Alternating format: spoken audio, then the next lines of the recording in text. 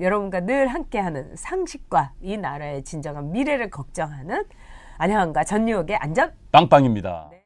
자, 두 번째 주제로 가도록 하겠습니다. 네, 여러분. 자, 뭐 문재인 대통령 이야기를 더 할 수밖에 없습니다. 그래요.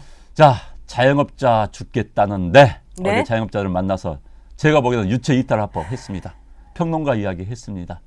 자, 자영업자와 문재인 대통령 이야기 해보도록 하겠습니다. 네. 아니 그렇게 할 거면 왜 바쁜 자영업자들 하루 네. 영업 못하게 네, 문 닫게 네. 만들고 네. 불렀는지 모르겠어요. 예. 네. 자, 문재인 대통령이 그랬습니다. 이 자영업자들을 불러가지고 좀 조금만 더 기다려달라. 여러분 힘드시죠? 이렇게 했는데 참 여기에 대해서 자영업자들을 이렇게 쭉 앉아있는 제가 텔레비전에 그 장면을 보면서 야, 달래기 하려고 저렇게 모아야 되나? 구색 맞추려고 저렇게 모아야 되나? 쇼하려고 저렇게까지 모아야 되나? 제가 그 생각이 들었습니다. 거기 나온 자영업자 이렇게 분들 보니까 거기서 얼굴이 제일 좋은 사람은 문재인 대통령이더라고요. 왜? 다른 사람들은 다 실업자 예비군들입니다. 내일 닫을지 모레 닫을지 내가 지금 임대 계약한 거 그때까지만 하고 그다음부터는 나도 실업자 이런 절박함이 얼굴에 다 있는데 지금 5년짜리 말하자면 직업을 얻은 문재인 대통령만 얼굴이 좋은 거예요. 문재인 대통령은 일자리를 얻었고 말하자면 대통령이라는 네. 취업을 했는데 지금 다른 사람들을 자기의 취업과 동시에 다른 사람들을 다 실업자로 내몰고 있습니다. 그래서 옛날에 무능했던 카터가 대통령이었을 때 그때 선거운동에서 상대당해서 그랬습니다. 여러분 카터가 직업을 잃는 순간 여러분이 취업이 됩니다. 지금 저는 똑같은 얘기를 정말 문재인 대통령한테 하고 싶어요. 네. 지금 유튜브 보노님이 네. 대책을 내놓는 게 대통령인데 미안하다 말하고 끝 이렇게 해주셨습니다. 맞습니다. 정말 정확히 지적을 해주셨습니다. 대통령은 대책을 내놓으라고 국민 세금으로 월급 주고 청와대에서 쉬고 잠자게 해주는 겁니다. 그런데 대통령 어제 문재인 대통령 제가 말씀이라는 표현을 한번 써보겠습니다. 네. 말씀이 자 최저임금 그렇지 않아도 어려운데 최저임금 인상으로 설상가상으로 네. 어려운 측면이 있는 것으로 생각된다.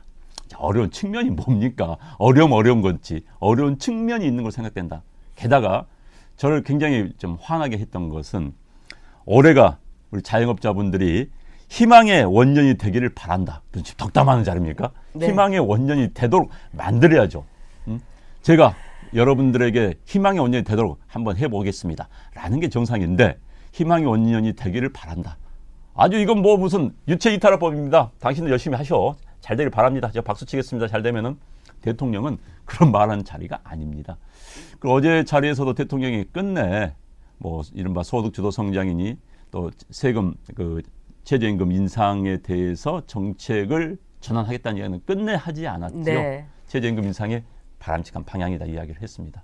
경계는 이런데 어저께 이제 나온 자영업자들은 굉장히 전하고 달리 대통령 앞이지만은 너무나 지금 절박하기 때문에 구체적인 얘기를 굉장히 많이 했더라고요. 우선 제일 중요한 거는 최저임금을 30%나 2년에 걸쳐서 이제 올렸으니까 동결해 달라였습니다. 그렇죠. 네. 그러면 정말 30%고 그 다음에 아니 최저임금을 통해 가지고 지금 누가 득을 보고 있습니까? 제가 공장하는 분들이라든가 이런 분들 많이 보면은 그분들이 가슴 아파하는 게 있어요.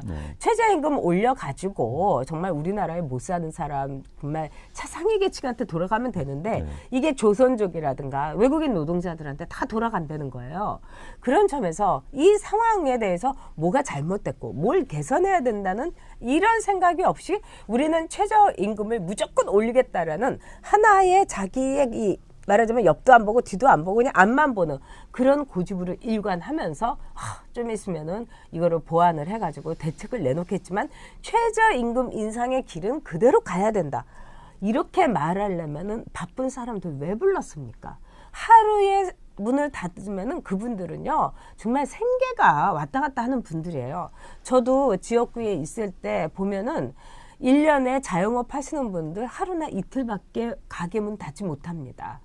아니 왜 설이라도 추석이라도 딱 그날밖에 못해요. 왜냐하면 그만큼 하루 문 열고 안 여느냐에 따라서 달라지기 때문에. 근데 이런 분들 청와대까지 더구나 지방에서 정말 자기 차비 들여가지고 다 오신 분들한테 이게 찬물 끼얹는 거 아니겠습니까? 저는 너무 기가 막혔어요. 그러니까 이제 지난 1월 달에 종업원이 있는 자영업자가 4만 9천 명이 네. 일제 사라졌습니다. 4만 네. 9천 명이 사라졌어요. 그러니까 종업을 두고 영업을 할 수 없으니까 문 닫고 사라진 겁니다. 게다가 작년 1년 동안에 36시간 미만으로 일하는 그런 일자리가 40만 개 이상 늘어났습니다. 이유는 뭡니까? 최저임금 때문에 또 주 52시간 때문에 그야말로 쪼개기 일자리를 들어가는 겁니다. 그렇죠. 결국은 네. 제대로 된 일자리가 없는 거예요. 요즘 학생들, 젊은 분들 알바 자리 정말 구하기입니다. 우리 아들이 포기했어요. 정말 구할 수가 없어가지고 난립니다. 그런데 잘 되고 있다. 추진하겠다. 진짜 문재인 대통령이 현장의 고통을 제대로 알고 있는 건지 잘 모르겠어요. 어떤 보고서를 보고 뭐 경제가 잘 되고 있다 이런 보고서만 보고 있지 않나 싶습니다. 그러다 보니까 무슨 물 뜰 때 물 들어올 때 배 띄워야 된다 네. 그런 식의 이야기는 네. 하고 있는데 지금 자영업자 지금 죽겠다고 합니다. 한번 다녀보세요. 임대 붙인 요즘요 임대 빌딩 하신 분들이 네. 뭐 권리금이라고 그러죠. 권리금 안 받는 빌딩들이 줄을 섰습니다. 그렇습니다. 왜 안 되니까요. 그런데 뭐 자영업자 어려운 건 알지만은 뭐 우리는 가겠다. 뭐 좋아질 것이다. 이것까지는 정말 이런 인식까지는 정말 큰일입니다. 네. 네. 임대뿐만 아니라 아예 관리비를 내주는 데도 있어요. 제발 나가지만 말아달라. 그만큼 지금 다 문 닫겠다고 네. 할 겁니다. 하는 정도고요. 지금 자영업자들의 폐업한 분이 무려 100만 명이 넘었습니다. 네. 자영업자가. 그리고 거기에서 말하자면은 고용됐다가 일자리를 잃은 사람이 이루 말할 수 없을 정도고요. 그래서 우리나라 실업자가 100만 명, 자영업자 폐업한 사람이 100만 명. 이보다 더 나쁠 수는 없는 거죠. 네. 그리고 저는 어저께 이제 그 문재인 대통령의 여러 가지 그걸 보면서 진짜 어떤 분이 아까 탁현민이가 나가도 쇼는 잘한다 이런데 정말 쇼하는 것이 이 DNA에 있는 것 같기도 하더라고요. 그리고 쇼를 하기 위해서 자영업자를 불렀다 이런 결론을 냈습니다. 왜? 신문이나 하다못해 정말 편파의 그 끝판왕이라고 하는 MBC라든가 KBS를 본다 하더라도 굳이 자영업자들을 이렇게 불러가지고 병풍으로 둘러르르 삼을 필요가 없어요. 너무나 지금 상황이 심각하거든요. 그런데 자기는 웃는 얼굴로 허허허허 이러면서 자영업자들을 갖고 완전히 그 엑스트라로 삼아가지고요.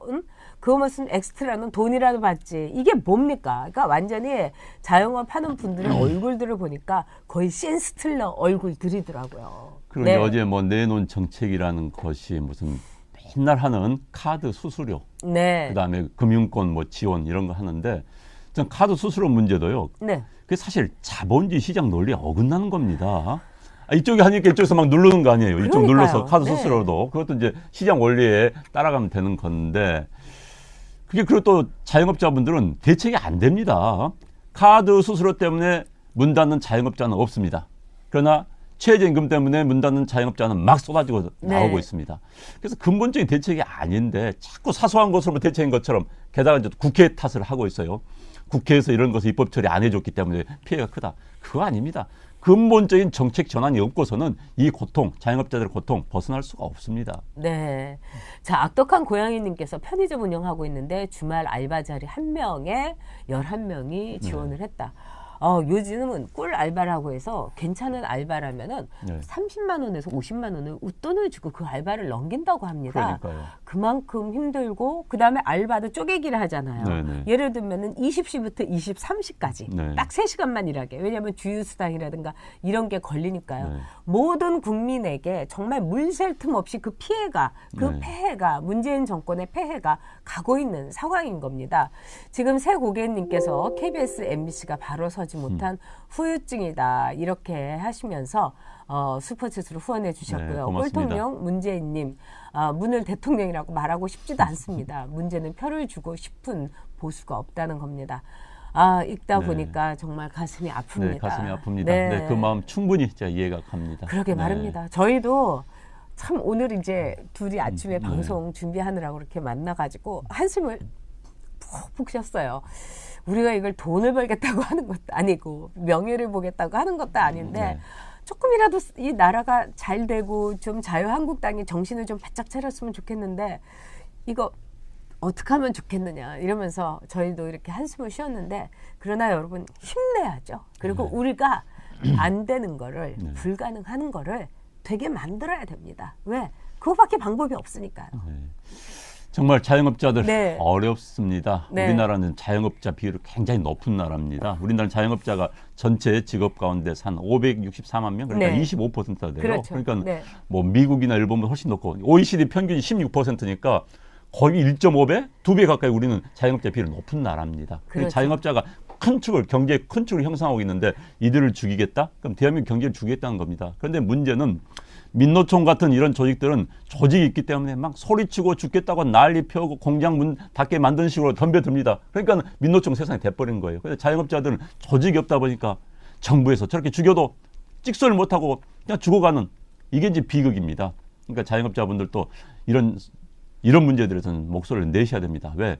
조직이 없기 때문에 죽인다. 민노총처럼 목소리를 크면은 살려준다? 혜택을 준다? 그건 아니죠. 그건 공정사회, 정의사회가 아닌 겁니다. 그래서 자영업자들을 살리는데 저를 또 앞장서겠습니다. 네. 정말 힘듭니다. 자영업자들은 다 우리 이웃에 있는 아저씨고 우리 친척이고 이모고 고모입니다. 그분들이 죽게 만들 수는 없는 겁니다. 여기 함께 하시는 분들도 기본적으로는 다 자영업자입니다. 네. 내 한 몸, 내 한 몸뚱이 이 가지고 일을 하면서 온 사람들 먹여 살리고 이 사회에 세금 내지 않습니까? 그런 점에서 여러분들 이번에 문재인 정권이 가고 있는 방향은 정말로 잘못된 겁니다. 네. 그리고 그 방향이 이제는 점점 마각을 드러내갖고 그 비수를 우리 자영업자에게 꽂는다는 저는 그런 생각이 듭니다. 저는 이 방송을 하면서요. 되도록이면 이렇게 날카롭거나 험한 말을 하지 않으려고 참 노력을 하는데 정말 문재인 정권이 이렇게 하는 걸 보면서 이건 우리의 각성과 우리의 각오를 다시 다져야 되겠다 이런 생각이 듭니다. 네. 자영업자 죽겠다는데 청와대에서 쇼하는 이 문재인 정권 여러분 반드시 심판하셔야 됩니다. 네.